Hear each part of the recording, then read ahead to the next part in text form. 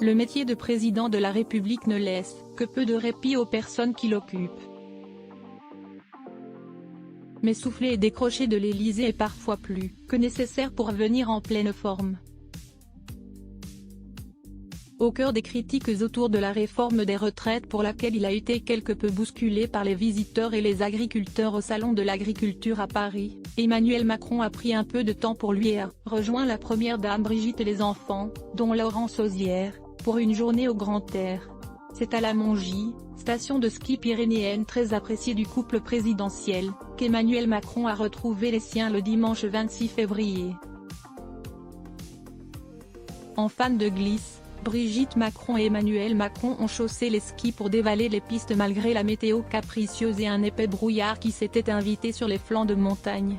L'occasion de profiter des pentes du Grand Tourmalet à la faveur des toutes récentes chutes de neige et de regoûter aux produits du terroir, mais aussi de retrouver, au lendemain de l'ouverture du Salon de l'Agriculture de Paris, l'un des éleveurs les plus emblématiques de la Bigorre, Eric Abadie, dans son restaurant d'altitude près du col du Tourmalet, a indiqué la Nouvelle République des Pyrénées dans son édition du 27 février dernier. Au programme donc, détente et évasion en famille et repas de montagne comme toutes les autres familles présents à la Mongie. Un break certes court pour le président de la République mais plus que bienvenu en ces temps difficiles pour le chef de l'État. Après plusieurs confrontations au sujet de la réforme des retraites lors de ses déplacements,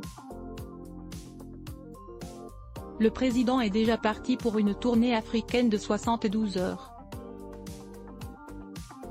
Ce rythme effréné, Emmanuel Macron devra encore le tenir quelques années. Réélu en 2022 pour un second mandat, le président a donc signé pour 5 années supplémentaires au palais de l'Élysée. Si Brigitte y restera un soutien quoi qu'il arrive, la première dame n'aurait pas été emballée par l'idée d'un nouveau quinquennat. Quelques proches nous ont dit qu'elle aspirait à une vie plus simple et qu'elle était moyennement fan de l'idée d'un second mandat, révélait à l'époque dans Gala Gérard Davet, co-auteur du livre Le traître et le néant. Brigitte Macron va donc devoir s'armer d'encore un peu de patience pour goûter à la sérénité.